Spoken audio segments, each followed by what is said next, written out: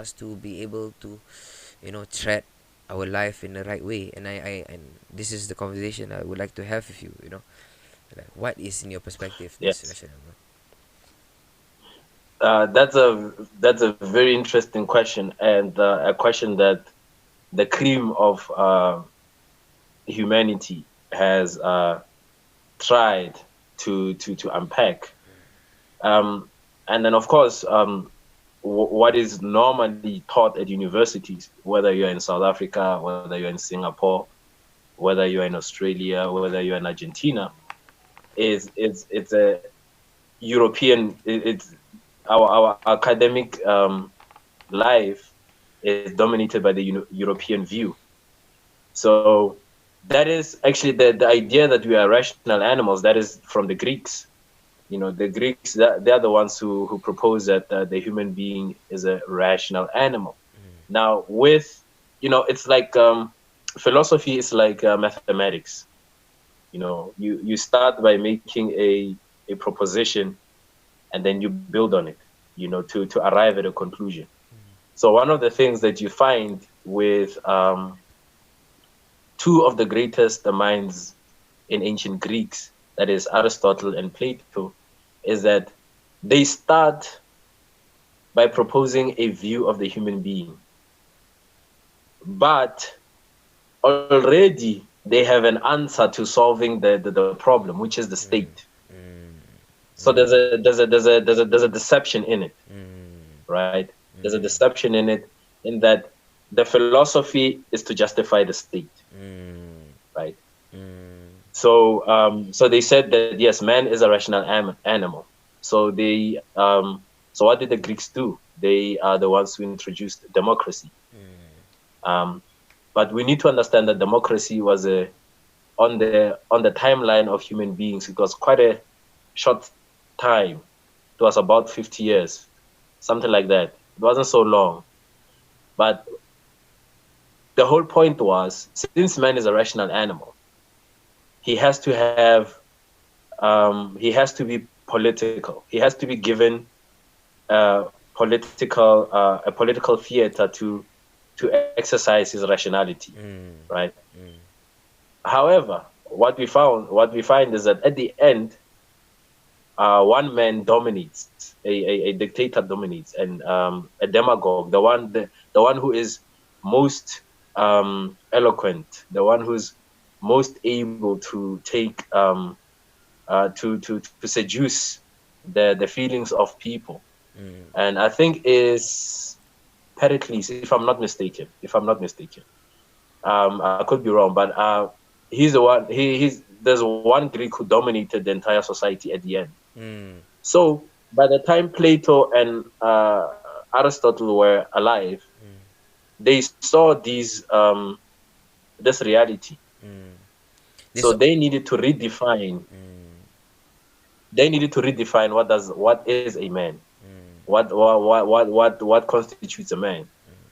So, but their endeavors, the intellectual endeavors, were really for justifying a state. What type of state should be created? It's like Socrates,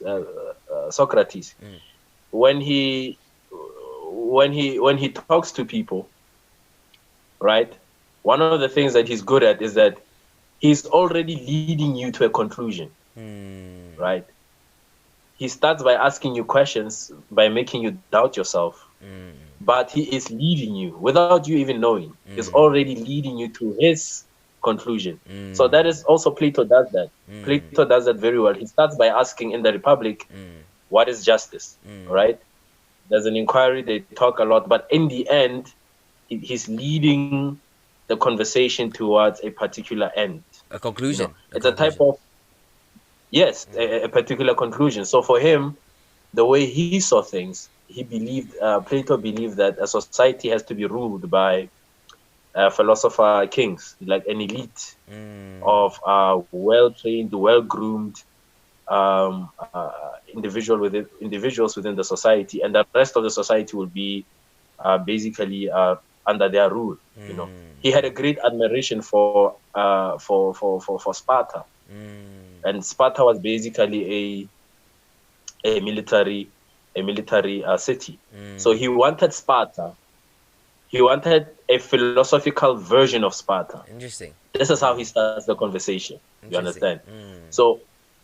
So as we jump forward in the timeline, like you go to the Enlightenment period, um, you have also other philosophers. They were asking the same thing. You know, what is the nature of man? You know, what is man consisted of? What is him? What is man? So you have two main answers to that question. The first answer was given by Rousseau, and Rousseau believed that human beings are inherently good, right? They are inherently pure. One of the philosophers of the time, right? And then to give context to the times, this was the time when Europe was still a medieval society, right? So by medieval, the way the medieval society functioned was that they believed that the nobility controlled everything basically. The nobility and the church controlled everything, and the Catholic Church had their own beliefs about human beings, and then they believed that human beings were born in sin, right? They were born in sin, so they have to be controlled to ensure that. I mean, that's Yeah, the worldview. conclusion from that type of.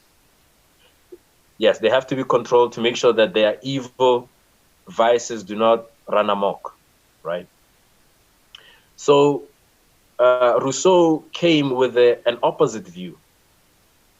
He said that human beings are essentially pure and good, and as a result of that, they have. The, but what causes them to be evil are the restrictions of humanity. Society's restrictions is what makes people to be anxious, and then they lash out and they become evil. So now it sounds like a purely philosophical inquiry, right?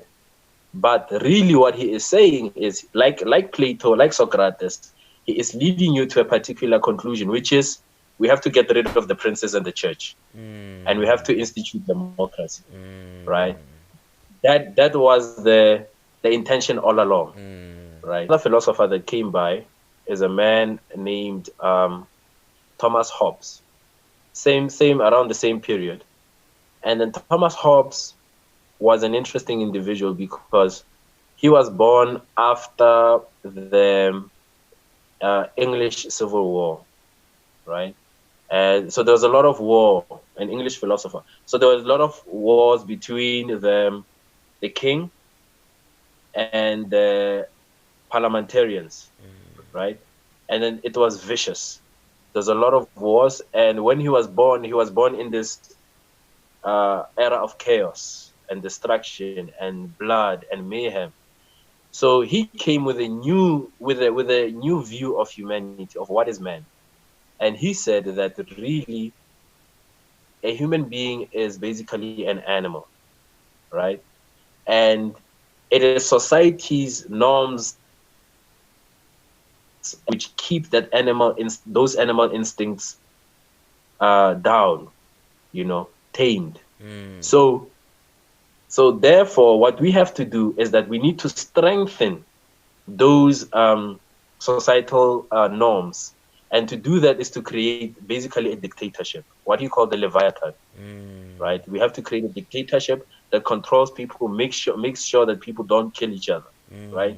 So you already see the intentions here. He started saying something that sounds innocent, but behind that, the conclusion is the same, which is we want to create a dictatorship. I need to have philosophical justifications for dictatorship, right? So I just want to give you one last view of the human being, which was given expression by an English philosopher called John Locke, right? John Locke is normally associated with, he's usually called the American philosopher, because he gave them a lot of uh, he gave them a philosophical justification for a lot of the atrocities that they made. So what John Locke said was, this is quite interesting, but it was an extension of Aristotle, because Aristotle, way back in during the Greek times, he said that there are people who are natural slaves, right? So hundreds of years later, John Locke repeated he echoed those ideas, right? And but the thing that we need to realize was that John Locke owned shares to a slave shipping company, right? So this was during the transatlantic slave trade, So he was where that slaves were taken from. he was that he has vested interest in this whole slavery thing, right? Yes, he already has interest in it, right? So he starts by saying there are some people who are natural slaves, and some people who are superior than others, right?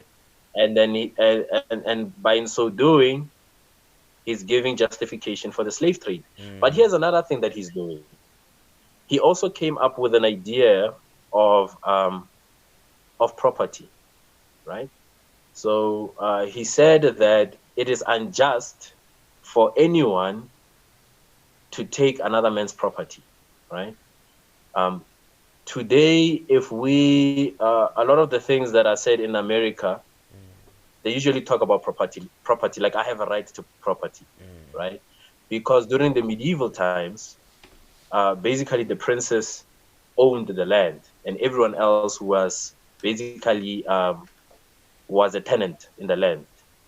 But John Locke said, no, people have to own property, and it is unjust for a king to take someone else's property. But here's the implication. Here's something that's interesting at the times. It is at the time when America was discovered, right? And his ideas implied that the Native American tribes were not human beings. Therefore, to take their land is not taking a land from human beings. It's like taking land from Savages, just mere savages. yes, even beneath that, just animals, just taking land from animals, right? So there's a political aim behind that, right? And then this is what happened. I mean, people don't usually talk about it, but the way the Native American tribes were treated by the US was brutal, was very savage. They were slaughtered, they were starved. Wars were waged against them for hundreds and hundreds of years, a good 500 years. It was very brutal, because they believed that these are not real human beings, right? These are animals, and we are not taking their land, right? We are taking basically property, that vacant property. Yeah, And then this philosophy, although it's a philosophy, it's an idea that was created for that part of the world, it had direct implications for people around the world. In Australia, the Aboriginals were not seen as human beings. And some people argue that to this day they are not seen as human beings by the Australian government, right? In South Africa, for hundreds of years, the same thing, right? And it had a direct impact into South Africa, because in the year 1913, there was a law called the Land Act, where the majority of the land was taken by the white people, the white settlers in this country, right? And then I think the indigenous peoples were given something like 12% of the land space, right? So you're already seeing that a philosopher from England can have such a wide impact on the world. And if you don't know these ideas as a human being, you could, as you said, you could be like a sheep. You could be following this trend without you even knowing it. You know, for us as people, Um, one philosopher who is very, very, very important to us is a man named Martin Heidegger. There's a 20th century philosopher, and one of the most striking things he said was that philosophy is dead, right?